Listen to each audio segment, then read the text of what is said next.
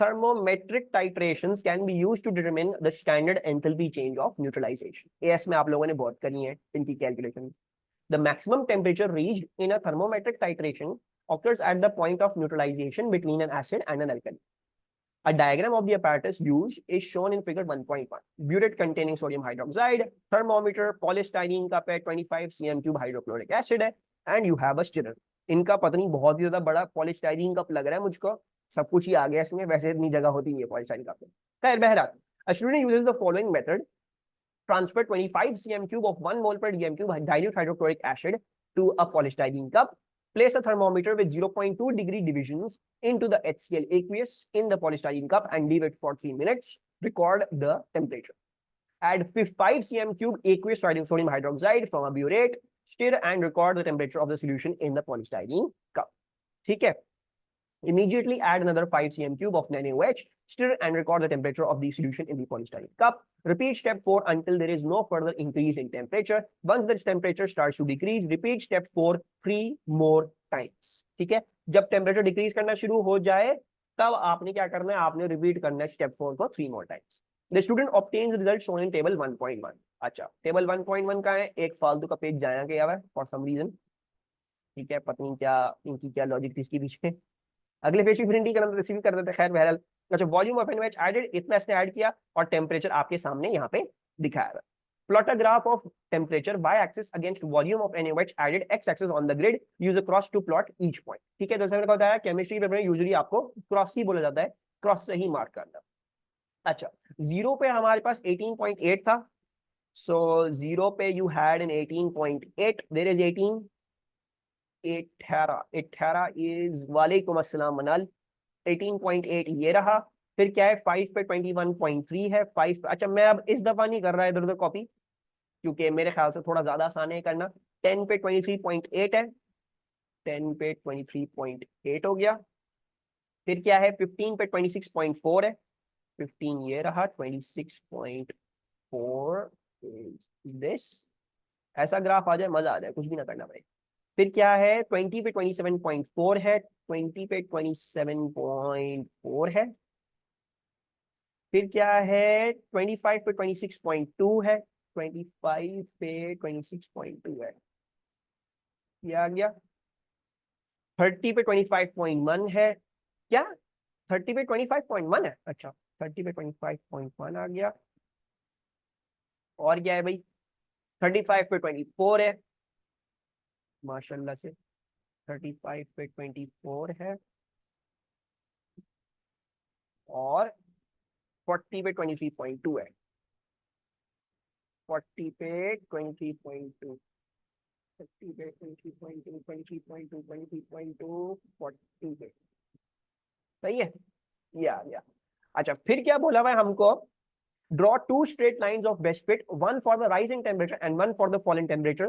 Extrapolate the two lines so that they intersect. ठीक है, तो बेस्ट अब हमें best straight line of best fit बनानी है. ठीक है. अच्छा, मेरे ख्याल से straight line of best fit ये बन जाएगी. एक क्या रिकॉर्ड है. ओके, ये ग्राफ के 2 नंबर बस, क्योंकि ये वाला आसान था ना. वैसे भी 2 नंबर ही होता है, तुम चाहे जितनी भी मेहनत कर लो तो वही होगा. अच्छा, अब मैं ये कह रहा था, इधर 2 स्ट्रेट लाइंस नहीं लिखा हुआ ना. 2 स्ट्रेट लाइन लिखा हुआ है. ठीक है, मैं नहीं पढ़ रहा. तो 2 straight lines of best fit आपने बनानी है. तो एक straight line of best fit मेरी ये हो गई. ठीक है, आई थिंक. और दूसरी straight line of best fit I believe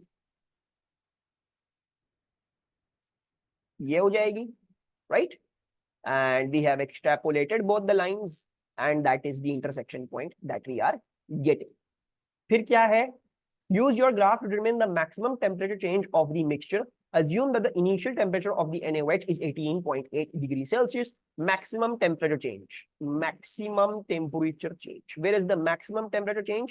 मेरा intersection point यहाँ पे आ रहा है जी. हाफ बॉक्स लाजिमन होना चाहिए आपका. तो ये आ रहा है. ठीक है, ये क्या आ रहा है, what is this, 27.65 I believe. ठीक है, तो 18.8 माइनस 26.65. या फिर 26.65 माइनस 18.8, क्या आ रहा है आंसर? सर ये वैसे क्लेरिफाई करेंगे ना कि कब स्ट्रेट लाइन कब कर्व, या कर्व नहीं आता, कर्व आता है जब क्लेरिफाई नहीं करें। मतलब अभी क्वेश्चन लिखा हुआ, क्या लिखा हुआ था? Draw two straight line of best fit. अभी तो क्लेरिफाई था तो तुमने straight line of best fit बनाई। लेकिन ऐसा भी हो सकता है मरियम कि यहाँ पे नहीं लिखा होता कि ड्रॉ टू स्ट्रेट लाइन, यहाँ पे लिखा होता draw lines of best fit. तो तब मैं क्या करता मरियम, तब मैं ये करता कि मैं यहाँ पे स्ट्रेट लाइन बनाता और मैं इसको कर्व में बनाता, क्योंकि मुझे लग रहा है, मैंने इसीलिए पढ़ा दोबारा से क्वेश्चन को, मुझे लग रहा था कि इसका कर्व बनाना होगा, लेकिन उन्होंने बोला था स्ट्रेट लाइन, तो मैं स्ट्रेट लाइन ही बना। ठीक है मरियम, जरूरी नहीं है, कर्व भी बनता है और कर्व आता है तो कर्व बनाना आता है। 27.65 है। हाँ ना, तो 27.65 लिखा है, और क्या लिखा है मैंने? अच्छा मैंने यहाँ पे लिखा है 27.65। एक लाइन एक कर्व भी हो सकता है, हाँ हो सकता है, लेकिन जनरली स्पीकिंग ऐसा होता नहीं है। तो बता देगा, अगर ऐसा कोई कंफ्यूजन होगी ना तो वो बता देगा आपको। 8.85 आ रहा है। हमारी lowest decimal place 1 decimal place थी, तो I am going to round it off to 8.9 degree Celsius. तो हम खुद अज्यूम कर लें पॉइंट्स की शेप से बेस्ट फिट क्या कर्व जी। If not clarified you will look at the shape of your points कि वो कर्व बन रहा है कि स्ट्रेट लाइन बन रहा है, क्या बन रहा है। Use your graph to determine the volume of NaOH needed to neutralize 1 decimal place because 18.8 1 decimal place है ना। सिर्फ तुमने सब्ट्रैक्शन एडिशन करी है। when you're only adding or subtracting you look at the minimum decimal place. Use your graph to determine the volume of NaOH needed to neutralize 25 cm cube of 1 mole per dm cube HCl. तो भाई कितना चाहिए था हमको? ये क्या आ रहा है वॉल्यूम? अच्छा मेरी लाइनें कुछ ज्यादा ही मोटी बन रही है, ठीक है, आपने नहीं मोटी मोटी लाइनें नहीं बनानी, आपके पास बहुत ही स्ट्रेट लाइन बनेगी इधर, तो मतलब बहुत ही इधर स्मूथ शार्प लाइन बनेगी। ये क्या आ रहा है? 1 2 3 4 5, और 5 और 6 के बीच में है। 15 और 20 के बीच में 17.5, और 17.5 के भी बीच में आ रहा है ना ये। 15 पॉइंट, ये क्या चल रहा है? 15.2, 15.4, 15.6, 15.8। नहीं वहाँ what are you doing? 17 point, it's 17.5। नहीं ना, इट्स नॉट 17.5। 1 2 3 4 5, 5 और 6 के बीच में आ रहा है ना। It's in between 5 and 6, right? So 20 minus 15 divide by 10, 1 box of 0.5 का एक बॉक्स, तो ये हो जाएगा 17, यानी ये 18 आ रहा है हमारे पास। हाँ सॉरी, 17.75 आ रहा है, बिल्कुल सही, 17.75 आ रहा है। अच्छा अब हमने लिखना क्या है इसको? यूज योर ग्राफ मतलब वॉल्यूम ऑफ 17.8 हो गया।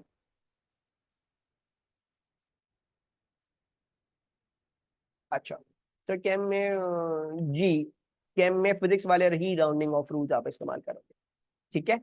अच्छा फिर क्या है हमारे पास? Use your answer 2 3 to calculate the concentration of NaOH in mole per dm cube. So we can just use हमारी जो बैलेंस इक्वेशन होगी उसके हिसाब से जो है वो हम कर लेंगे उसको, ठीक है। सो हमारी बैलेंस इक्वेशन क्या बनती है वैसे? NaOH, और दूसरा क्या है? HCl है ना मेरे ख्याल से, क्या था? HCl था ना? What was the stupid thing? HCl था या, एक सेकंड अलमा उसको भी देख लेते हैं। HCl था, so NaOH plus HCl equals to, you all should know this as well, ठीक है। इसमें आपको, आप लिखो भी नहीं, क्वेश्चन तो पता होगा, 1:1 का रेशियो आता है, ठीक है। सो दी मोल्स ऑफ, हमारे पास जो मोल्स ऑफ HCl है वो क्या है, वो हमें पता है 25 × 1 आ रहा होगा, ठीक है। तो 25 × 10⁻³ volume into concentration, you must be getting 2.5 into 10 to the power minus 2 moles of HCl. You know these must be the moles of NaOH as well, तो हम इसकी concentration निकाल सकते हैं 2.5 into 10 की power minus 2 divided by 17.8 into 10 to the power minus 3. What is the concentration of NaOH? 1.404, सही है, mole per dm cube. I'm going to round it off to 3 significant figures, 1.40. अच्छा अल्मा, मैंने इसको क्यों नहीं लिखा टू, क्या कहते हैं, मैंने इसको 17.75 क्यों नहीं लिखा?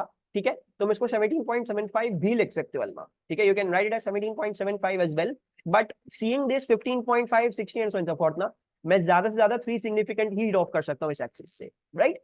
सो मैंने इसीलिए इसको 17.8 ले लिया, सो इसलिए किया मैंने। सर ये 17.75 कैसे आया, 15 और 20 के 5.5 बॉक्सेस है ना, तो between 15 and 20 it's 5.5 boxes, I know one boxes of 0.5, तो तुम 0.5 को मल्टीप्लाई कर लो बाय 5.5, तुम्हारे पास एक चीज आ जाएगी और वो ऐड कर दो 15 में, तो वो 17.75 आ रहा है, ठीक है। जी जी सही है अलमा, वो भी ठीक है, वो भी ठीक है। न्यूट्रलाइजेशन भी इंटरसेक्शन पॉइंट पे उन्होंने ये लिखा हुआ था, ठीक है, यहाँ पे लिखा हुआ है, ये क्वेश्चन जब हम पढ़ रहे थे तो इट वाज रिटन के, कहाँ लिखा हुआ था, the maximum temperature reach in the thermometric titration occurs at the point of neutralisation between an acid and alkali, so the maximum point of temperature was when you get neutralised, ठीक है मरियम। अच्छा जी, उसके बाद अब हम क्या कर रहे थे इसके अलावा, ये हो गया 1.40, ये हो गया, इसके बाद क्या है, suggest why a titration using an indicator is more accurate than a thermometric titration, तो थर्मोमेट्रिक टाइट्रेशन क्यों नहीं करते, इंडिकेटर क्यों इस्तेमाल करते हैं आप लैब में जब आप करते हैं, loss of heat possible in thermometric, I like that, indicator is faster than point may color change, heat loss may cause inaccuracy, quantitative temperature can vary due to heat loss, okay I like that, okay, so maybe there is heat loss in thermometric titration, ठीक है। दूसरा reason, the universal reason why you use an indicator using, या फिर an indicator gives a sharp colour change, ठीक है, उसमें हमें ये सारी क्वारी करनी नहीं पड़ती कि हम ग्राफ बनाएं और ये सारी क्वारी करें, राइट, शार्प कलर चेंज होता है उसी वक्त बता आपको, so an indicator gives a sharp colour change upon neutralisation,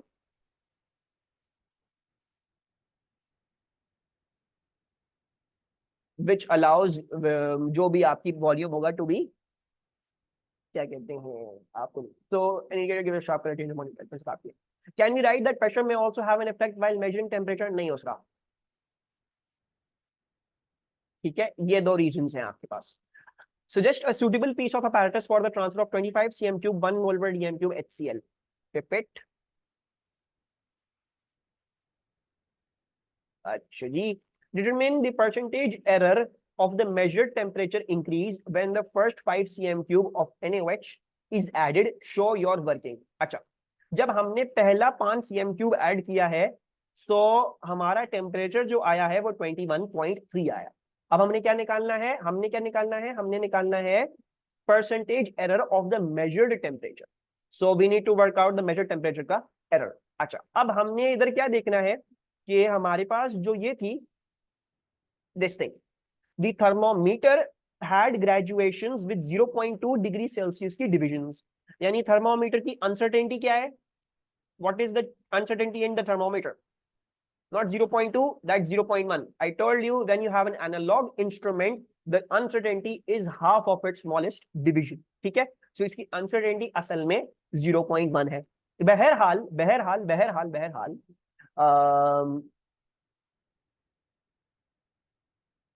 yeah, we will take this. Determine the percentage of measured temperature increase. अच्छा, अब measured temperature increase जब निकाल लेंगे तो obviously क्या करेंगे, 21.3 minus 18.8 करेंगे to work out the temperature increase, right?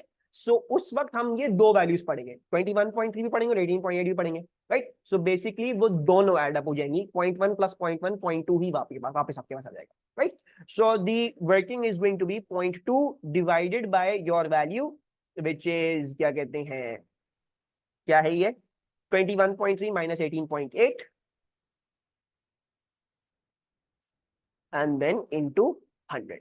ये क्लियर है सबको, इसमें बेसिकली हमने ये किया है, ठीक है, 0.1 प्लस 0.1, एक 18.8 की अनसर्टेनिटी, एक 21.3 की अनसर्टेनिटी, राइट. याद होगा फिजिक्स में मैंने वैसे ही बताया तुम लोगों को, जब चीजें ऐड या सब्ट्रैक्ट होती हैं उनकी अनसर्टेनिटीज ऐड हो जाती हैं. ये दोनों वैल्यूज सब्ट्रैक्ट हो रही हैं, एक इसकी 0.1 की एनर्जी, एक इसकी 0.1 की एनर्जी, दोनों एडअप हो गई और हमने जो है वो सिखा दिया। इसीलिए करते हैं, इसीलिए ही करते हैं मरियम, ठीक है। यही यही रीजन होता है, क्योंकि तुम टाइट्रेशन में भी वॉल्यूम कैसे निकालते हो, फाइनल माइनस इनिशियल करते हो ना, फाइनल माइनस इनिशियल दो वैल्यूज का सब्ट्रैक्शन लेते हो, राइट। सो तुम्हें उस वक्त भी अपनी अनसर्टेनिटीज को ऐड अप करना पड़ जाता है, राइट। सो तुम्हारे पास जो एक्चुअल वो जो डिवीजन होती है, ग्रेजुएशन होती है, वही तुम ले लेते हो उसको।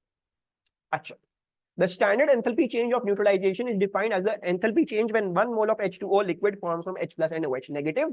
In another experiment, a student finds that 22.1 cm cube of 1 mole per dm cube NaOH increases the temperature by 6 degrees Celsius when added to 25 cm cube of 1 mole per dm cube HCl aqueous. The equation for the reaction between HCl and NaOH is shown. Use the formula delta H equals to minus mc delta T to determine the standard enthalpy change of neutralization in kilojoules per mole. Assume the mass of 1 cm cube of solution is 1 grams. So भाई आराम से कर सकते हैं. We know that Q equals to mc delta T. अच्छा, मास कितना है solution का ये बताया है, 22.10 प्लस 25.00 ये सेंटीमीटर क्यूब में आएगा, और सेंटीमीटर क्यूब हमारा उसने बोला हुआ है वही ग्राम्स में लोगे, जो हम एएस में भी करा करते थे. सो basically the mass is 22.1 plus 25, that is your मास. अच्छा, सी कहां पे मिलेगा आपको, अगर आपको याद नहीं है, I am pretty sure it should be given at the end of this paper over here. ये रहा 4.18, ठीक है 4.18. क्या कहते हैं, अच्छा 4.18 and your temperature increase was 6 degree Celsius, ठीक है. सो हम इसको 6 डिग्री ले लेंगे. न्यूट्रलाइजेशन H2NO के मास लेंगे, क्या लिखा है ये दुआ, लेकिन ये तो वाटर का है. हाँ, तो मैं क्या गलत कर रहा हूँ इसमें है, what am I doing. HCl और NaOH के दोनों मास लेंगे ना. हाँ ना, तो भाई HCl और NaOH अभी दोनों एक सोल्यूशन में प्रेजेंट आ गए ना. जब आपने न्यूट्रलाइजेशन करी तो HCl और NaOH दोनों मिल गए, राइट. तो टेम्परेचर किसने गेन किया, सोल्यूशन ने गेन किया ना, तो आपको पूरे सोल्यूशन का ही मास लेना पड़ेगा. हाँ, और 4.18 तुम वाटर का ही लोगे, ये अजम्पशन थी ना यस में, ये तो हमने अपनी दफा करा भी अभी P5 में इस दफा, राइट. सो सोल्यूशन है, ठीक है, ये हमारी अजम्पशन होती है कि हम C को 4.18 लेते हैं, ठीक है. तो आप पानी का ही 4.18 हमारी अजम्पशन होती है. ये भी एक अजम्पशन है, 1 cm क्यूब 1 ग्राम के बराबर है. ऐसा होता नहीं है, एग्जैक्टली ऐसा नहीं होगा, लेकिन अजम्पशन है, ये भी हमारी अजम्पशन है, ठीक है. Yes, always always always always.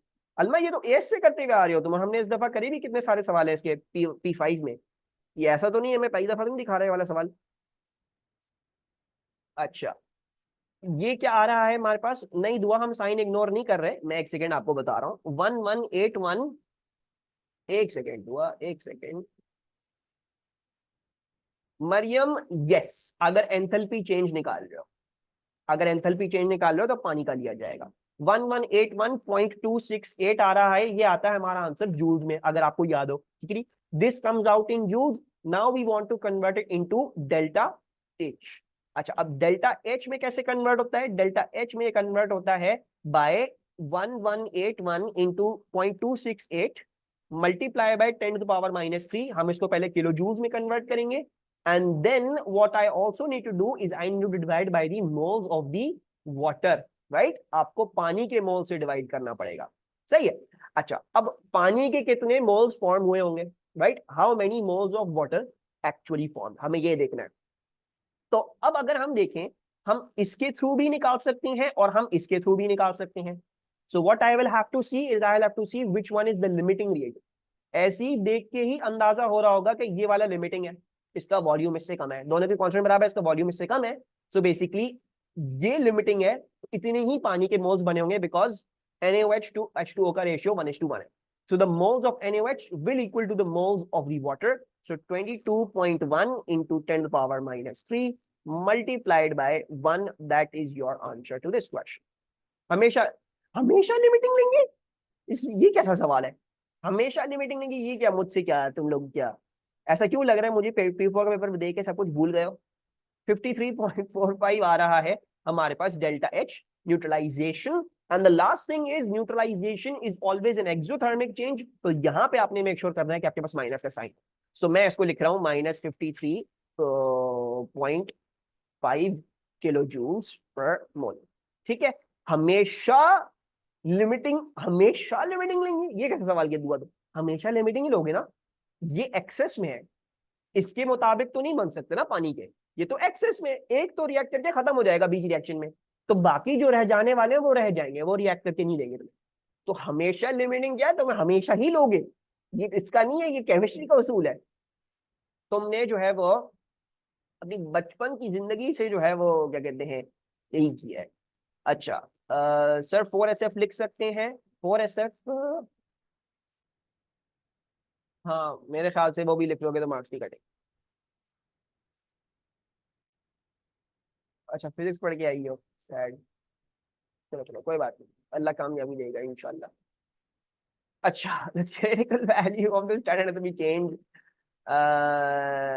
जी मरियम, हमेशा।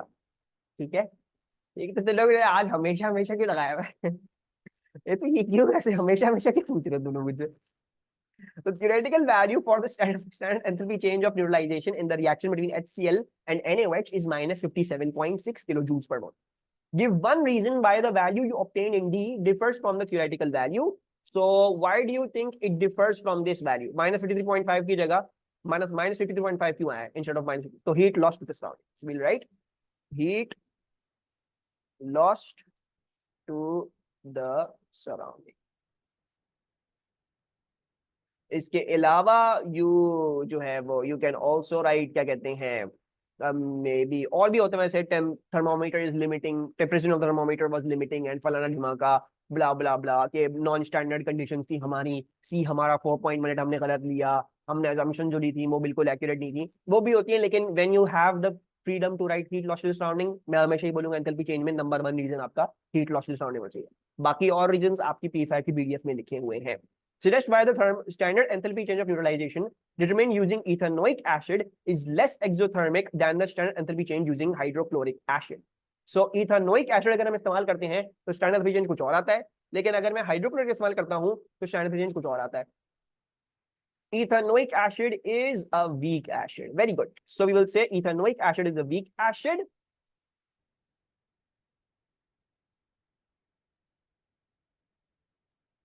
Is a weak acid and it only partially dissociates in aqueous solution. लेकिन अभी भी आपको सिर्फ इस पे एक ही मार्क मिलेगा। The next thing you want to write is sum of the energy goes into completely ionizing ethanoic acid। ठीक है, सो थोड़ी कम क्यों आती है इसकी हमेशा, इसके लिए इसकी हमेशा इसलिए कम आती है बिकॉज कुछ एनर्जी आपकी डेल्टा एच यूटिलाइजेशन में निकल के वो इसकी आयनाइजेशन को कंप्लीट कर रही है। अच्छा जी, हाय अल्लाह, ये क्या है? A student investigates the rate of reaction when zinc reacts with dilute hydrochloric acid HCl aqueous. The student uses the following method. Accurately weigh 1 gram of zinc foil, add 50 cm cube 2 mole per dm cube HCl to a conical flask, add the zinc foil to the 50 cm cube of HCl aqueous in the flask and immediately start a timer. Stop the timer when 20 cm cube of H2 gas has been collected. Repeat steps 1 to 4 using lower concentrations of HCl aqueous. Complete figure 2.1 to show the apparatus that the student can use to collect and measure the volume of hydrogen produced. Label your diagram. हाला, draw, हाला हाला, Alma has drawn too much, अब हाला को हम chance देंगे। लगाओ भाई, क्या क्या लगाना चाहिए मैं इसमें, बाकी बच्चे हेल्प करो। हालांकि बंग लगाना है, गैस सिरिंज लगानी है, डिलीवरी ट्यूब लगाएंगे, ठीक है, कॉर्क वगैरह बंग बंग हो गया। कैन यू ऊपर इट अ लिटिल, ऊपर इट अ लिटिल, ये लो। तो बच्चे बता रहे हैं, मैंने थोड़ी बताया है, बच्चे बता रहे हैं चैट में, बच्चे मुझे डायरेक्ट मैसेज कर रहे हैं भाई हाला को बताओ एवरीवन में। हाला मुझसे ये क्या बना रही हो हाला? नहीं हाला, ये नहीं बनेगा। हाला एक्सपेरिमेंट को पढ़ो, एक्सपेरिमेंट में तो ये करना ही नहीं है। वैसे नहीं नहीं नहीं, सही बना रही हो, सही बना रही हो, ठीक है ठीक है ठीक है, करो करो करो करो करो, do it do it do it do it.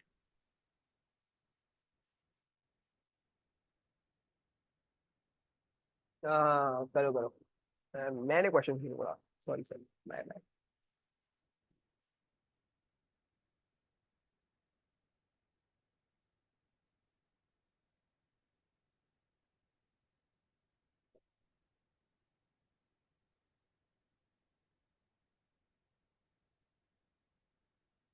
हमेशा नहीं मरियम, जब तुम्हें गैस कलेक्ट करनी है ना, और तुमने पहले से apparatus को सील करके रखना है, तब तुम ये करो, ठीक है, क्योंकि तुम खुले हुई चीजों को नहीं डाल सकते उसमें।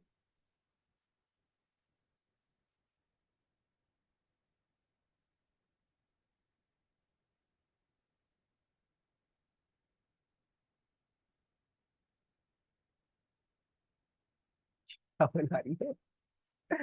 What is this?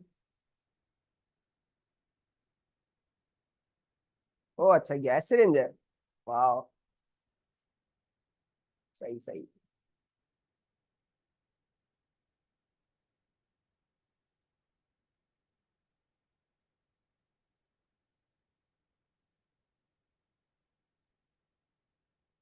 ठीक है,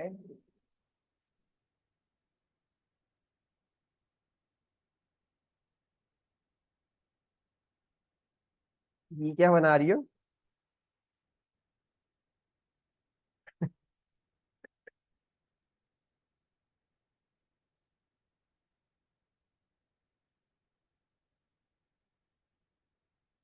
टाइमर है ये?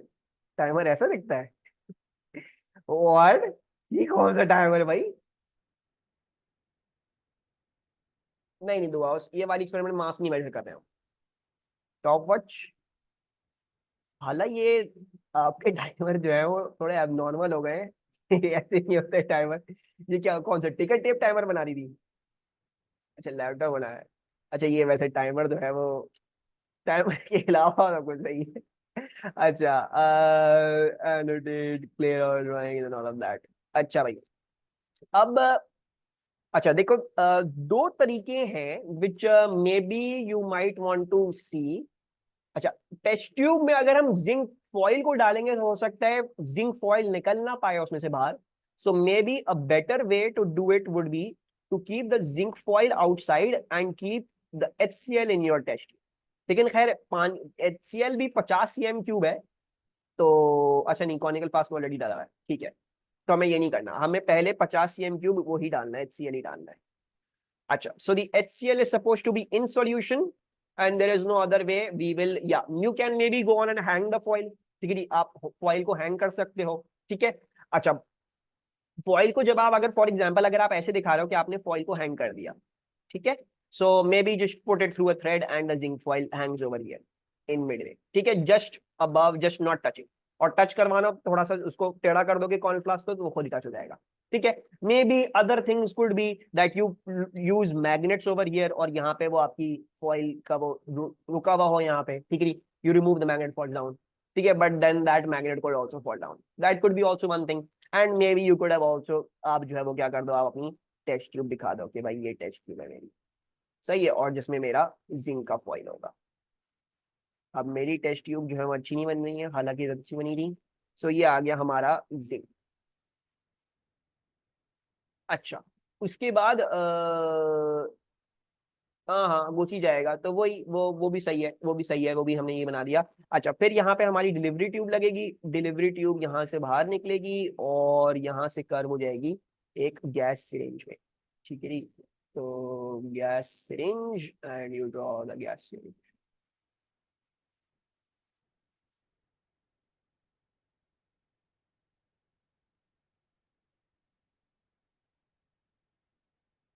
And this is your gas syringe. और क्या, अगर आपने टाइमर वगैरह बनाना है, वैसे टाइमर वैसे बनाते नहीं है, लेकिन अगर बनाना है तो बना सकते हो, ठीक है। तो टक टक टक टक टक टक टक टक, ये तुम्हारी आ गई स्टॉप वॉच, ठीक है, but I am not doing stop watch. अच्छा सर, वो इन्वर्टेड मेटल सिलेंडर के CO2 की कलेक्शन के लिए यूज करेंगे।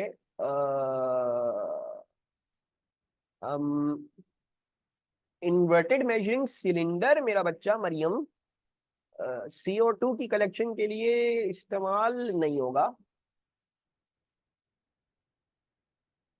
नहीं क्या, एक सेकेंड।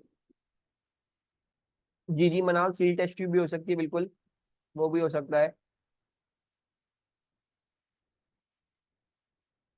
अच्छा देखो, मेजरिंग सिलेंडर से या गैस जार से ना तीन तरह की है कलेक्शन ऑफ वाटर्स। एक है डाउनवर्ड डिस्प्लेसमेंट ऑफ वाटर, जिसमें मेजरिंग सिलेंडर पानी में होगा, ठीक है। दैट यू यूज फॉर क्या कहते हैं, when the gas is not soluble, ठीक है, जब गैस सोल्यूबल नहीं होती तब तुम इस्तेमाल करते हो, ठीक है। हाँ हाँ, अलमा दिखा सकते हो, कोई मसला नहीं है। तो वो तुम तब इस्तेमाल करते हो, upward displacement water when it is not a soluble gas. यानी for example you can maybe use it for the collection of hydrogen, for oxygen, ठीक है, these are not soluble gases. हाँ अच्छा, लेकिन अगर तुम्हारे पास फॉर एग्जांपल CO2 है, तो CO2 हम सबको पता है कि it is a denser gas than air, air से ज्यादा डेंस होती है, तो तुम उसको डाउनवर्ड डिलीवरी से भी कलेक्ट कर सकते हो। You can collect it using downward delivery, या फिर अगर तुम्हारी कोई गैस है जो लेस डेंस है देन एयर, तो may be you can also collect it using upward delivery NH3, ठीक है। तो ये तीन मेथड है तुम्हारे पास। देखो गैस सिरिंज तुम इस्तेमाल क्यों कर रही हो मरियम, गैस सिरिंज हमेशा तब इस्तेमाल होगी जब तुम्हें एक्यूरेटली वो वॉल्यूम डिटरमिन करना है। अगर तुमने इसका सिर्फ एक सैंपल कलेक्ट करके वो गैस टेस्ट करनी है, तो फिर उसके लिए फिर तुम मेजरिंग सिलेंडर या फिर तुम गैस सिरिंज, गैस जार इस्तेमाल करोगी। Gas syringe is for accurately determining the volume, अभी हमने एक्यूरेटली डिटरमिन करना है, so therefore using a gas syringe. अच्छा बाकी मैं देख लूं कुछ मिस आउट तो नहीं किया। Sealed apparatus contents of glass, या 3 मार्क्स फ्री के। देखो केमिस्ट्री का पेपर थोड़ा जल्दी हो जाता है, it is a little bit fast page, उसमें पूरी कहानियां नहीं लिखनी होती हैं, ठीक है। तो it does not really matter कि which question you attempt before, but I would say कि attempt the question that does not have the graph before. उसको जल्दी से कर लो, उसको जल्दी से कंप्लीट करो, विद इन 20 मिनट्स उसको कंप्लीट कर लो, 20-25 मिनट्स, ताकि फिर तुम अच्छा खासा टाइम जो है वो ग्राफ वाले पे स्पेंड कर सको। मैं पर्सनली ये रिकमेंड करूंगा कि पहले विदाउट ग्राफ वाला क्वेश्चन कर लो, और फिर do that question that has the graph in it, ठीक है। इस तरीके से कर लो तो फिर एक ये होगा कि ग्राफ में अगर थोड़ी देर लग भी गई, तो you will always have that free, you always have that peace of mind कि यार मेरा पेपर आधा नहीं छूटा हुआ, इट्स लाइक ठीक है मेरा आधा पेपर हुआ है, मैं थोड़ी देर भी लगा लूँ ग्राफ्स में, तो कोई मसले की बात नहीं है, ठीक है। अच्छा अब आ जाते हैं इस क्वेश्चन पे। अब हमने करा क्या था, ये कोई नया क्वेश्चन स्टार्ट हुआ था, एंड दिस वाज कि भाई जिंक जो है वो HCl के ट्रैक कर रहा है। हमने 1 gram of zinc foil accurately weigh किया था, फिर 50 cm³ 2 मोल पर DM³ HCl डाला उसमें, फिर जिंक फॉइल को डाला 50 cm³ HCl, and immediately start a timer, stop the timer when 20 cm³ has been collected, फलाना ढिमका ब्ला ब्ला ब्ला। तो हमने ये apparatus बनाया था कि भाई ये कैसे जो है वो आप इसका क्या कहते हैं, ये चीज देख सकते हो कि क्या हो रहा है क्या नहीं हो रहा, ठीक है। उसके बाद क्या पूछ रहा है, the student wants to perform a similar experiment using 0.1 mole per DM³ HCl, describe how the student should make a standard solution of 250 cm³ of 0.1 mole per DM³ HCl starting from a solution of 2 mole per DM³ HCl, give the name and size of any key apparatus which should be used and describe how the student should ensure the exactly volume is 250 cm³, ठीक है। तो मेरे ख्याल से हम ये काफी दफा कर चुके हैं, तो मैं इसको लिखूंगा नहीं, हम इसको ऐसे ही डिस्कस कर लेते हैं। तो इसमें आप ये लिखोगे कि भाई वॉल्यूमेट्रिक फ्लास्क आपने इस्तेमाल करना है 250 cm³ का, ठीक है। इसमें हमें कैसे पता चलेगा कि भाई हमें कितना वॉल्यूम चाहिए होगा, I told you use C1V1 equals to C2V2, ठीक है। जब भी आप एक सॉल्यूशन से क्या कहते हैं एक दूसरा सोल्यूशन बनाना चाहते हो तो आप ये इस्तेमाल कर लो, ठीक है। आपके पास 2 मोल पर DM³ है, ठीक है। मुझे इसका वॉल्यूम देखना है कि भाई मुझे 2 मोल पर DM³ वाले का वॉल्यूम कितना डालना है टू प्रोड्यूस कितना 0.1 of 250 cm³, right. And you shall get your volume के वो क्या आ जाएगा, that comes out to be 0.1 into 250 divided by 2, that is 12.5 cm³। यानी अब आप ये लिखोगे कि भाई 12.5 cm³, measure it out either using a measuring cylinder, ठीक है। लेकिन ज्यादा बेटर ऑब्वियसली इस केस में क्या होगा कि आप ब्यूरेट इस्तेमाल करो। 12.5 cm³ आप ब्यूरेट के थ्रू निकाल लो, ठीक है। आप एक वॉल्यूमेट्रिक फ्लास्क में डाल लो उसको, ठीक है। फिर आपने क्या करना है, आपने ब्यूरेट की वॉशिंग्स ट्रांसफर करनी है उसमें, और आपने जो है वो क्या कहते हैं ऑल द स्टेप्स के भाई ब्यूरेट की वॉशिंग, अगर आपने मेजर सिलेंडर की वॉशिंग वगैरह वो सारी होंगी, ठीक है। वॉल्यूमेट्रिक फ्लास्क को 250 cm³ मार्क तक भरना है, और एंड तक पहुंच रहे हो तो ड्रॉपर इस्तेमाल करके एक्यूरेटली डालना ड्रॉप्स, ठीक है। तो ये तो हम काफी दफा देख चुके हैं, एंड जो है वो क्या कहते हैं we have done these kinds of questions a lot, ठीक है. So I hope this is not a problem. एक चीज मैं बताते चलूं कि ये वाला क्वेश्चन एक ना एक तो आ ही रहा है, एटलीस्ट वन तो आ ही रहा है कल, ठीक है. तो ये जरूर देख के जाइएगा कि भाई वॉल्यूमेट्रिक फ्लास्क से मैं एक मास की मदद से कैसे सोल्यूशन बनाता हूँ, और एक सोल्यूशन ऑलरेडी प्रेजेंट सोल्यूशन को डाइल्यूट करके मैं दूसरा सोल्यूशन कैसे बनाता हूँ. ये जरूर देख लीजिएगा, इसके आंसर्स कैसे लिखे जाते हैं. कल 3 से 4 मार्क का इसका आंसर, इसका जवाब सवाल आने वाला है. अच्छा, फिर क्या है, the student carries out further experiments using higher concentrations of HCl. The student wears chemically resistant gloves when using 6 mole per dm cube HCl aqueous. Suggest why. Why is he using chemically resistant gloves 6 mole per dm cube जब इस्तेमाल करता है HCl? corrosive. Yes, HCl is corrosive. वैसे तो आपकी precaution यही होनी चाहिए भाई, आपके पास जितना भी क्या कहते हैं HCl हो, आप जो है वो इरिटेंट है, hazard है, hazard से ज्यादा better explain that hazard, it's a corrosive or an irritant to skin. अच्छा, irritant not that much, corrosive is the main word. तो बाकी जो है वो क्या कहते हैं, not only for 6 mol per dm cube, ठीक है. तो you can use it for all other concentration. ठीक है, इसका जरूरी नहीं, इसका मतलब ये नहीं कि आप ये याद कर लो कि सिर्फ हाई कॉन्सेंट्रेशन पे, किसी भी कॉन्सेंट्रेशन पे के लिए आप केमिकल रेजिस्टेंट ग्लव्स पहन देंगे. The student obtains the result shown in figure 2.1. Concentration of HCl, time taken to collect 20 cm cube of H2. In these experiments, 1 upon T can be considered to be proportional to the rate of reaction. Complete the table by calculating 1 upon T for each reaction. Give your answers to 3 second figures. मेरे हिसाब से कुछ बहुत ही ज्यादा आसान है, ठीक है. 1 divided by 15.62 and 1 divided by 10.41 and all of that. This is easy peasy, ठीक है. तो मैं जो हूँ वो ये क्या कर रहा हूँ, मैं जो हूँ वो सिंपली क्या कर रहा हूँ, I am just copy pasting the values over here, ठीक है. बिकॉज कोई फायदा नहीं है इस पे टाइम जाया करने का. अच्छा, 3 significant figures. Mariam, for chemistry they will always clarify the significant figures, ठीक है. तो उसकी टेंशन नहीं लो, केमिस्ट्री के लिए हमेशा लिखे जाएंगे सिग्निफिकेंट फिगर्स. हाँ, फिजिक्स में तुम्हें खुद करना पड़ेगा, फिजिक्स में तुम्हें जो हमने रूल सीखे हैं वो सारे तुम्हें खुद ही उस तरह हिसाब से करना पड़ेगा. केमिस्ट्री में हमेशा लिखा जाएगा, ठीक है. अच्छा, सिग्निफिकेंट फिगर्स का ख्याल रखिएगा. 15.1 डिवाइड बाय 15.62 जब करेंगे तो कुछ ऐसा आंसर आ रहा होगा. Make sure you remember the fact कि कभी भी प्रीसीडिंग जीरोस यानी ये दोनों सिग्निफिकेंट नहीं है, दीज आर नॉट सिग्निफिकेंट. और जब आपके डेसिमल पॉइंट के बाद जो ये नंबर्स आ रहे हैं और उसके बाद कोई अगर जीरो आ रहा है तो फिर ये सिग्निफिकेंट है. तो ये तीन मिलके सिग्निफिकेंट बना रहे हैं, इन तीनों से पहले कोई सिग्निफिकेंट नहीं. Similarly this is 3 significant, this is 3 3 and then 3. इस बात का ख्याल रखिएगा, ठीक है. 1 मार्क आपको यहाँ पे मिला. नेक्स्ट पार्ट में क्या बोला हुआ है, use your data from table 2.1 to produce a sketch of 1 upon T against concentration figure 2.2. It is not necessary to include a scale on the axes. Label the sketch line A. अच्छा, अब अगर हम ये देखें कि उसने क्या बोला हुआ है, उसने ये बोला हुआ है कि what has he asked over, ये बोला हुआ, in these experiments 1 upon T can be considered to be proportional to the initial rate of reaction. यानी बेसिकली ये क्या है, ये इनिशियल रेट ऑफ रिएक्शन है, ठीक है. अच्छा, अब अगर हम उसको देखें तो ये जो 2 पे हमारे पास वैल्यू आती है 0.0640 की, 3 पे वैल्यू क्या आती है 0.0961 की, 4 पे क्या वैल्यू आती है 0.128 की, 5 पे क्या आती है 0.160 की, और 6 पे क्या आती है 0.191 की. अगर हम थोड़ा सा इसको केयरफुली देखें, मेरे ख्याल से क्या हो रहा है, 0.96 माइनस 0.64, सॉरी 0.0961 माइनस 0.0640, तकरीबन इन दोनों के बीच में डिफरेंस कितना आ रहा है, 0.0321 का आ रहा है. अब अगर तुम इन दोनों के बीच में भी डिफरेंस देखोगे तो हमें क्या नजर आता है, 0.0961 minus 0.128, we get approximately, if you can see, we get a very close. मतलब इन दोनों में जो डिफरेंस है, हर वैल्यू के बीच में जो डिफरेंस आ रहा है वो तकरीबन वही आ रहा है, right. So 0.160 minus 0.128, that is also 0.032, और ये भी फिर 0.031 आ रहा होगा, ठीक है.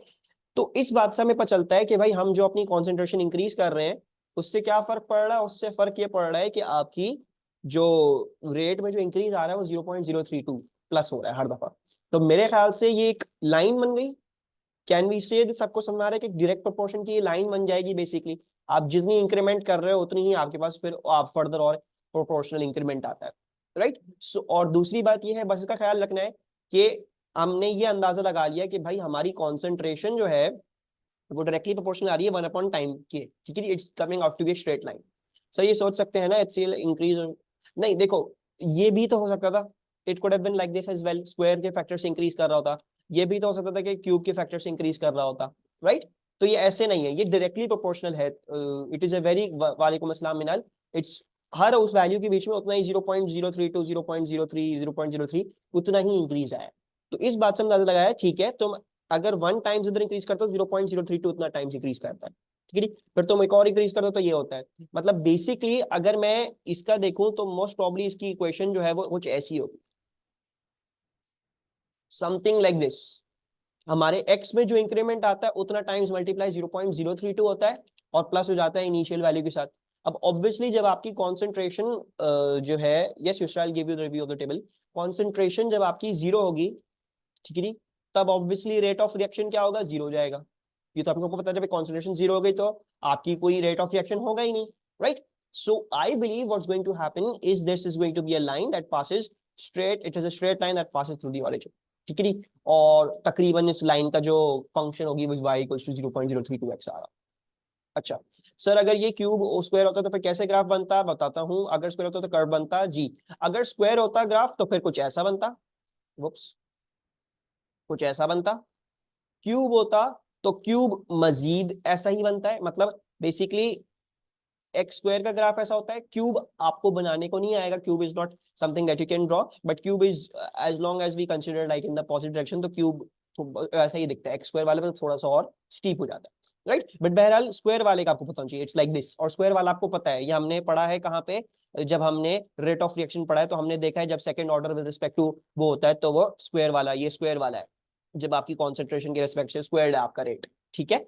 सो जो है ये भी आ सकता था, ये भी हो सकता था। और ये कैसे पता चलता है, ऐसे पता चलता है कि जैसे अगर ये 0.032 है तो फिर ये वाली जो वैल्यू होती ये इसका स्क्वायर होती और सो एंड सो फॉर्थ इस तरीके से इंक्रीज कर रहा होता, ठीक है। मतलब बिटवीन ईच वैल्यू आपके पास 2 टाइम्स का इंक्रीज आ रहा होता, स्क्वायर तो नहीं सॉरी, ये इसका डबल होती। मतलब जब आप नेक्स्ट वैल्यू से जो 0.064 होती है, फिर आप यहाँ पे आते तो ये मजीद जो है वो क्या होती, 2 से मल्टीप्लाई।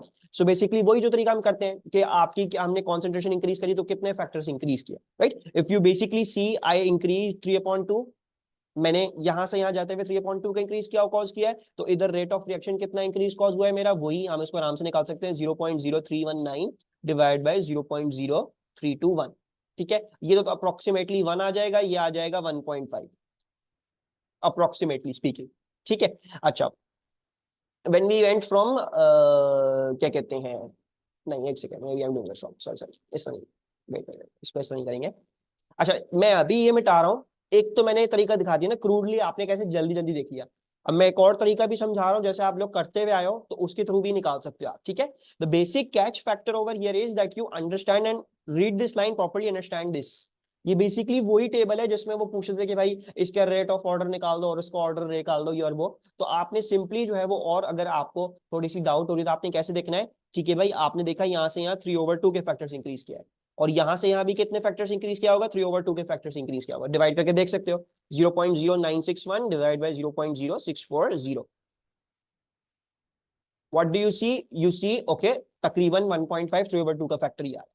जब आप इधर से इधर जाओगे तो जो इधर का फैक्टर था, यहां से यहाँ 4/3 का इंक्रीज हुआ, तो यहां से यहां भी देखोगे ये 4/3 का ही इंक्रीज हुआ होगा, ठीक है।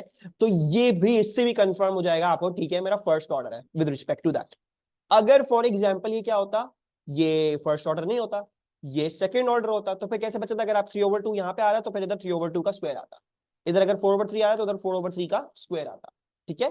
तो ये वही है एग्जैक्टली द सेम थिंग, बस इधर ने रेट ऑफ रिएक्शन की जगह क्या बोला है, 1/t, और ने बोला भाई इसको ऐसे अज्यूम करना। Is this question now clear? दूसरा आपकी जो आपको जो वो चाहिए थी समझ में आया? सो इसमें बस ये देखना था कि भाई हमारी जो है वो straight line to the origin बन गई, ओके। अच्छा, फिर क्या है, on figure 2.2 sketch a second line to show the graph of concentration against 1/t if powdered zinc is used in the experiment instead of zinc foil। अच्छा, अगर मैं powdered zinc इस्तेमाल करूंगा तो क्या फर्क पड़ेगा? Yes, you guys are correct, ठीक है। बेसिकली इस बात को हमने समझना है कि ये क्या है, this is basically the rate, right? This is basically the rate, the Y axis पे बेसिकली ये रेट लिखा हुआ है। और हम सबको पता है कि भाई अगर आप पाउडर कर देते हैं तो सरफेस एरिया इंक्रीज कर जाता है, रेट बढ़ जाता है, यानी अब उसी कॉन्सेंट्रेशन पे आपको एक हायर वैल्यू ऑफ रेट मिलेगी, नेक्स्ट किसी और कॉन्सेंट्रेशन आपको एक हायर वैल्यू ऑफ रेट मिलेगी। So all we have to do, ये ध्यान में रहे कि अभी भी 0,0 से ही पास करेगा, क्योंकि जब कॉन्सेंट्रेशन 0 तक तो रेट होने से रहा, and then it will be a much more steeper line, right. So this is हमारे पास क्या था, इसको 3 मार्क कर लेते हैं, सॉरी इसको A मार्क करना है और इसको हमने B मार्क करना है। Then use your data in table 2.1, deduce the rate equation for the reaction between Zn solid and HCl aqueous। अच्छा, अब हमारे पास क्या कहते हैं,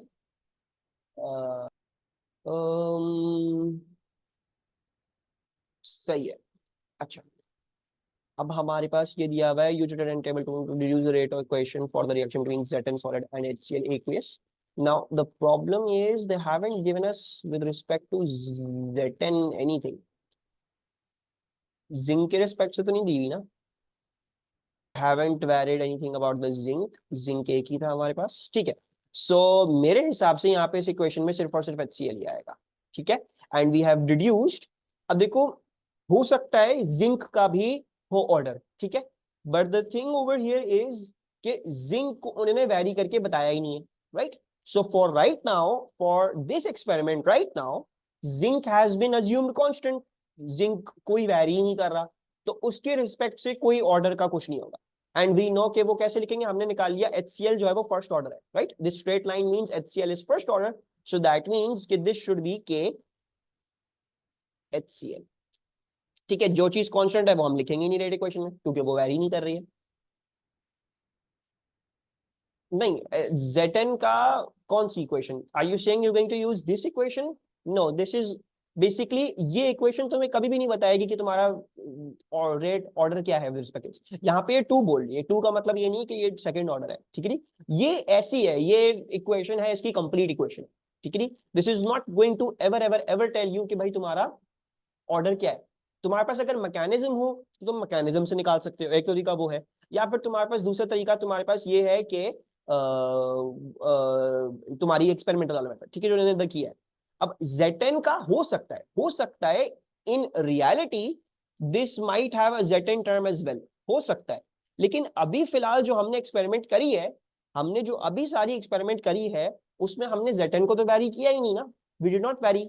सो राइट नाउ जो भी इक्वेशन थी, whatever this equation is, we are only studying the subset of that equation कि भाई जहां पे सिर्फ HCl वैरी करता है। तो मैं इसीलिए क्या कर रहा हूं, मैं Zn को मेंशन ही नहीं कर रहा, मैंने सिर्फ KHCl लिख दिया। HCl मुझे पता है कि दैट इज फर्स्ट ऑर्डर, तो I have written KHCl, okay, that's why I am not mentioning Zn। हो सकता था आपको यहीं पे टेबल में Zn की भी वेरिएशन दी हुई होती, तो फिर आप उसके हिसाब से भी देखते हैं, उसके अंदर उसकी वजह से क्या रेट इंक्रीज आ रहा है, क्या हो रहा है, क्या नहीं हो रहा, वो देखते, वो समझते सारी चीजें, और फिर यहाँ पे फिर प्रॉपर लिखते। अभी फिलहाल क्योंकि हमने Zn वेरी नहीं किया तो हम Zn लिख ही नहीं, that's KHCl, that's Zn is a constant, तो हमने इसको कांस्टेंट ट्रीट करके उसको वहां पे लिखा ही नहीं। हाँ, मेरे ख्याल से ये भी है एक अच्छी चीज। तो and if you see, and that's very good Yusra, Yusra ने, हाँ देखो ये चीज मैं भूल गए थे, तो दिस ये देख रहा हूँ हमने एक्सेस में रखा है। तो जब आपको रेट इक्वेशन स्टडी करनी होती है with respect to one reactant, आप उसको क्या कहते हैं, नहीं नहीं नहीं, नहीं, नहीं। मतलब बेसिकली हमारा जिंक एक्सेस में, सही है, चलो इतनी बात समझ आ गई तो क्लियर होगा, ओके। मूविंग ऑनवर्ड्स पे क्या है, at higher concentrations that's those shown in जी मरियम, अच्छा, at higher concentrations than those in table 2.1, table 2.1 में हमने 6 मोल पर डीएम क्यूब देखा है। वो कह रहे हैं अगर इससे भी ऊपर चले जाओ तो significant temperature increases occur, significant temperature increases occur होते हैं। Suggest how line A in figure 2.2 would be different at these higher concentrations, explain your answer, ठीक है। तो अब ये बोल रहे हैं, अब आपसे पूछ रहे हैं कि भाई अगर हम इसको बहुत ज्यादा हाई कॉन्सेंट्रेशन कर दें और टेम्परेचर भी साथ साथ इंक्रीज होना शुरू हो जाए रिएक्शन के साथ साथ होते होते, तो they are asking you how would this line now look like if the temperature is also changing with the reaction happening, then how is the graph going to look like? Plateau तो नहीं करेगा, अगर temperature increase करता है तो temperature के increase करने से क्या होता है, रेट विल इंक्रीज डेफिनेटली। तो अब हम सबको पता है कि भाई हमारा जो रेट होता है, ठीक है, हमारा जो रेट होता है that increases with increasing temperature, ठीक है। और इस रेट इक्वेशन में कौन सी टर्म है जिसमें टेम्परेचर छुपा हुआ है? There is the temperature hiding in this whole rate equation, के में, right? So this is basically that temperature term, ठीक है। अब अगर हम इसको देखेंगे, if you look at this clearly, अगर मैं क्रूड वे में एक्सप्लेन करना चाहूं तो क्रूड वे में क्या इसको हम एक्सप्लेन कर सकते हैं? हम इसको ऐसे एक्सप्लेन कर सकते हैं कि बेसिकली, ये राइट हो गया, एक सेकंड, लेट्स मेक श्योर, ये क्या खुल गया भाई, ब्राउजर एसेंशियल्स। अच्छा, so basically the thing that we need to understand over here is कि अब रेट वैरी जो हो रहा है वो सिर्फ इसकी वजह से वैरी नहीं हो रहा। मतलब रेट की पहले इक्वेशन क्या थी? ये तो कांस्टेंट है, लेट से 2 है, ठीक है। और ये क्या है? ये आपके पास है लेट से योर HCl की कॉन्जुगेशन। तो ये वही फॉर्म बन गई y equals to mx, simple straightforward, ठीक है। सिर्फ x वेरी कर रहा है तो y भी लीनियरली वेरी करेगा, राइट? लेकिन अगर मैं ये हरकत करूं कि मैं 2 को भी अब इंक्रीजिंग बना दूं, मतलब 2 भी अब एक इंडिपेंडेंट वेरिएबल बन गया, मतलब अब ये जो है, ये जो हमारा k है, ये भी अब इंक्रीज कर रहा है, तो अब मुझे इसको भी लेना पड़ेगा यार, ये भी इंक्रीज कर रहा है। अब देखो क्या हो जाएगी, ऑटोमेटिकली फंक्शन क्या बन जाएगी, y equals to x square बन जाएगी, right? Are you understanding this? जब एक चीज इंक्रीज कर रही थी, बाकी सारी चीजें कांस्टेंट थी, तब तो स्ट्रेट लाइन आएगी, राइट? लेकिन अगर दो चीजें साइमल्टेनियसली इंक्रीज करना शुरू हो गई तो तुम्हारा रेट बड़ा आएगा। मतलब अब ये लाइन नहीं बनेगी, इंस्टेड लाइन जो है वो कुछ ऐसी बनेगी आपके पास, it will start becoming like a curve, क्योंकि अब लीनियर रिलेशनशिप तो रहा नहीं। when both of the things are going to increase, that means this is not no longer a linear relationship. एक वेरिएबल पे डिपेंडेंट नहीं है आपका rate, is dependent on 2 variables, और दोनों वेरिएबल्स बढ़ रहे हैं, ठीक है। तो एक क्रूड तौर में सोचोगे तो यार ये बेसिकली एक x था जो वेरी कर रहा था पहले, वो तो इंक्रीज कर रहा था, तो बेसिक इक्वेशन में तो y इक्वल्स टू mx था, सिंपल स्ट्रेट फॉरवर्ड, वो स्ट्रेट लाइन बनेगी। लेकिन जब टेम्परेचर भी इंक्रीज करना शुरू कर गया, के भी इंक्रीज करना शुरू कर गया, तो हम दोनों को ले सकते हैं, ये भी x, ये भी x, x स्क्वायर बन जाएगी वो function, right? So it will now become a curve, वो एक कर्व करना शुरू कर जाएगा। और ये आपने लिखना है यहाँ पे, you have to write the fact कि भाई आपकी जो स्टीप वाली, जो आपकी जो कर्व की ये जो लाइन होगी, this will now start curving upwards, it will start curving, उसके ग्रेडियंट्स इंक्रीज करना शुरू कर जाएंगे much. So this line is going to look something like this. अगर ये हमारी ओरिजिनल लाइन है जहां पे हमारे पास सिर्फ लोअर कॉन्सेंट्रेशन थी,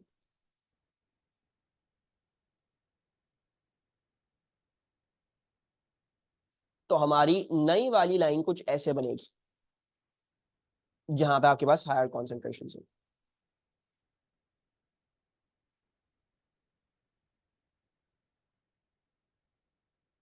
yes, it will basically look like a lot like a quadratic function, ठीक है। जरूरी नहीं है इन्फिनिटी तक जाए, ठीक है। इसका मतलब ये नहीं है कि ये कर्व करके इन्फिनिटी तक जाएगा, हो सकता है ये कुछ ऐसे भी इंक्रीज कर रहा हो, तो it's not like it will become completely vertical, but yes it will no longer be a straight line, it has to now start curving upwards, because straight line का मतलब तो एक ये है कि प्रोपोर्शनली इंक्रीज कर रहा है। अब प्रोपोर्शनल इंक्रीज नहीं कर रहा, अब उतने ही टाइम में या उतनी ही देर में क्या हो रहा है, ज्यादा इंक्रीज कर रहा है, तो अब ये कर्व करना शुरू कर जाएगा, अब ये ज्यादा बड़ी वाली दिखाएगा, और वो जो कर्व कर रहा है वो फिर ऑब्वियसली एक कर्व से दिखाया जाएगा, स्ट्रेट लाइन से दिखाया जाएगा। इज दिस क्लियर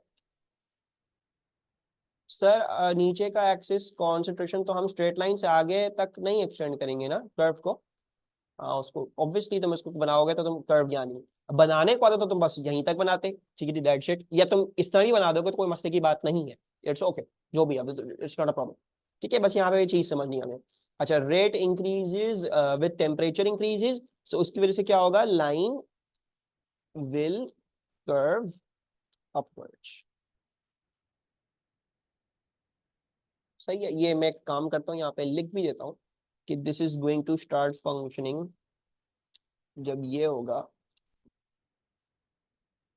दो इंडिपेंडेंट वेरिएबल आ गए, y equals to x into x, so this is wrong, this is not accurate, क्योंकि obviously अगर ये x है तो हम इसको x नहीं बोल सकते, लेकिन just to make you understand it, क्योंकि दो वेरिएबल आ गए, अब दोनों वेरिएबल्स बढ़ेंगे तो obviously अब वो एक स्ट्रेट लाइन नहीं रह सकती, उसको कर्व होना पड़ेगा। अच्छा, so just one way in which the temperature increase may be minimized, तो भाई एक तरीका बताएं जिसमें जो ये टेम्परेचर इंक्रीज आ रहा है उसको हम मिनिमाइज कर सकें और टेम्परेचर अभी भी कांस्टेंट रख सकें। Water bath, yes exactly, so you can use A water bath, और अगर बहुत ज्यादा ही टेम्परेचर रिलीज हो रहा होता, ठीक है, तो आप क्या करते, आप मतलब अगर आपको फॉर एग्जाम्पल अगर ये लिखा होता कि भाई हमें टेम्परेचर बिल्कुल कोल्ड रखना है अब, तो फिर उस केस में आइस बात होता। अभी फिलहाल वाटर बात, अभी सिर्फ आपने टेम्परेचर जो इंक्रीज हो रहा है उसको मिनिमाइज करना है। हाँ, लेकिन अगर ये होता है कि भाई आपने जो है उसको कूल भी रखना है, तो फिर आप इधर आइस बात लिखते, नॉट जस्ट अ वाटर बात। अच्छा, आगे चलते हैं हम इधर। The zinc foil has an oxide layer. Sir आपने लास्ट एक पेपर कराया था, इसमें वो पार्टिकल्स कौन से थे जो स्प्लैशेस रोकते थे? एंटी बम्पिंग ग्रेन्यूल्स, ठीक है, those are known as anti bumping granules.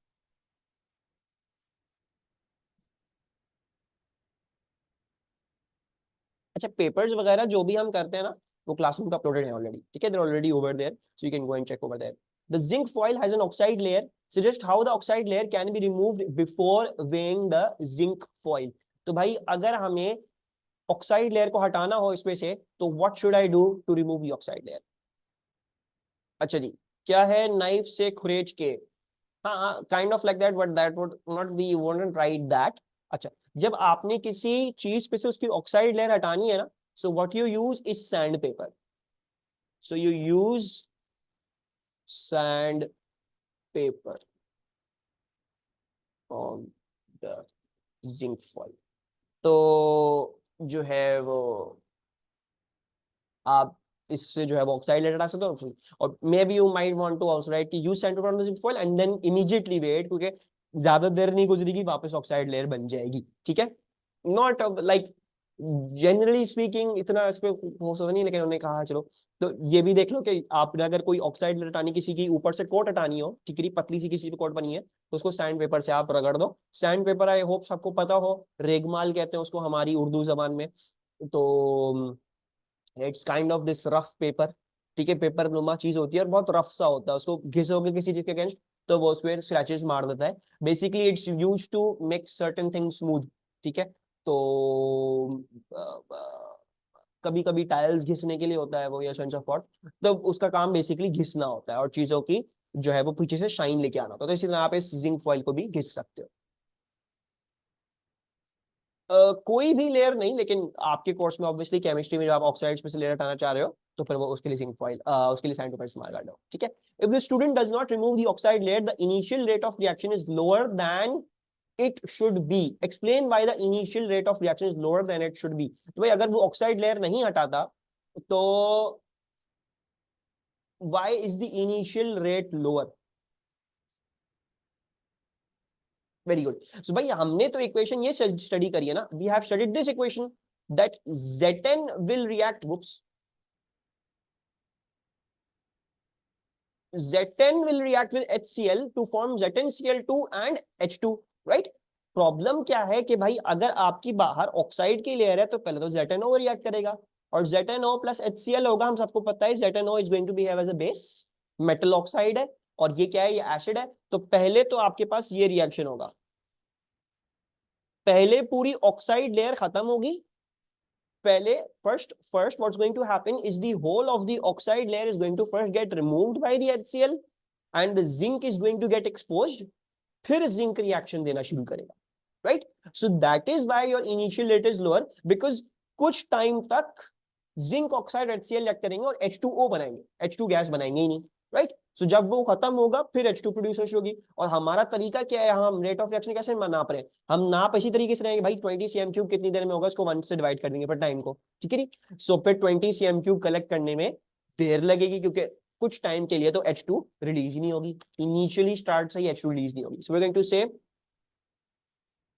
The zinc oxide layer will first react with HCl and not produce any H2 gas, only when the inner Zn layer, Zn is exposed,